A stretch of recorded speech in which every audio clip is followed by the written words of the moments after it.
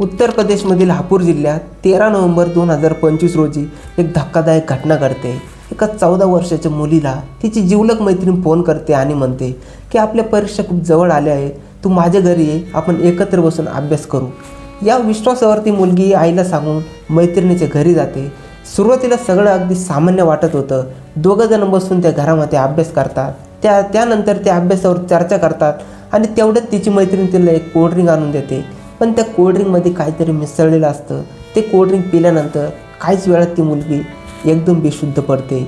पण जेव्हा तिचे डोळे पुन्हा उघडतात तर तेव्हा तिला कळतं की तिचं आयुष्य आता पूर्णपणे बदलून गेलं आहे। ज्या घरात ती आता आली होती ते घर तिच्यासाठी आता सुरक्षित नाही आहे आणि ज्यांच्यावर तिने पूर्ण विश्वास ठेवला होता तेच लोक तिच्या आयुष्याचा आता नरक बनवणार होते। ही होती एक भयानक कहाणीची सुरुवात। मुलगी बेशुद्ध असतानाच तिला त्या घरात एका बंद खोलीत ठेवलं होतं।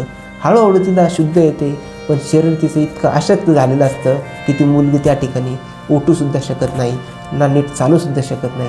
पहिल्याच दिवशी तिला कळतं की तिच्या मैत्रिणीच्या वडिलांनी तिच्यावर अत्याचार केला आहे।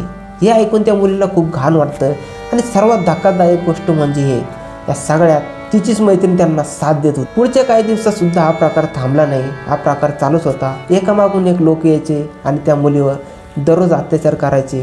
दररोज तिला मानसिक त्रास आणि शारीरिक वेदना देतच राहायचे। ती मदतीसाठी काही ओरडूसुद्धा शकत नव्हती, कारण ती काय बोलली तर तिला वारंवार फटके देण्यात येत होतं। त्या ठिकाणी तिला बेशुद्धच ठेवण्यात येत होतं। भीती, वेदना आणि अशक्तपणा हेच त्या मुलीचं रुटीन बनलं होतं।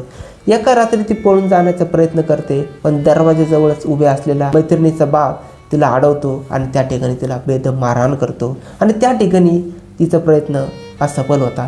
13 नोव्हेंबरपासून तर 25 नोव्हेंबरपर्यंत सलग 12 दिवस ती मुलगी या नरकात अडकलेली असते आणि हे सगळं घडत असतानाच तिची आई रोज पोलीस स्टेशनचे उंबरठे झिजवत होती। 14 नोव्हेंबरला मुलीची आई पोलीस स्टेशनमध्ये तक्रार दाखल करते। ती स्पष्ट शब्दात सांगते की तिची मुलगी मैत्रिणीच्या घरी गेली होती आणि परत ती कधी आली नाही।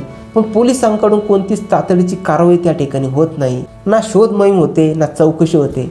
जर पोलिसांनी सुद्धा वेळेवर पावलं उचलली असती तर कदाचित त्या मुलीचे 12 दिवस वाचले असते।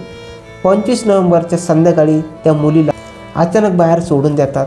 ती मुलगी खूप घाबरलेली असते आणि आईला कळल्यानंतर आई आणि ती मुलगी पोलीस स्टेशनमध्ये तक्रार दाखल करण्यासाठी जातात आणि काही जे आरोपी होते त्यांना अटक होते, पण जे मेन आरोपी होते त्या मैत्रिणीचं वडील आणि ती मैत्रीण त्या ठिकाणी ते पसरून जातात। मित्रांनो, हा व्हिडिओ थोडा जरी आवडला असेल तर व्हिडिओला लाईक करा आणि चॅनलला सबस्क्राईब नक्की करा।